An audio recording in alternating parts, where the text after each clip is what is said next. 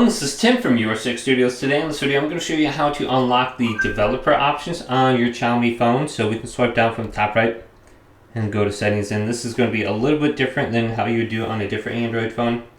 So let's go to About Phone. It's on the top for me. So we can go up here, go to About Phone, and it will be located under OS version. So we can just go to OS version and we can tap this like 3 or 4 times. I'll tell you how many times you have to unlock it.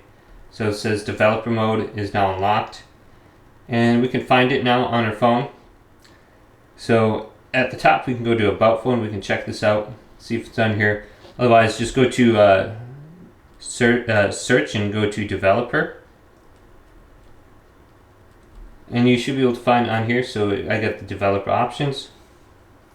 I can make sure this is turned on, and then I can see it on here. So we can do things like keep screen on, skip lock screen,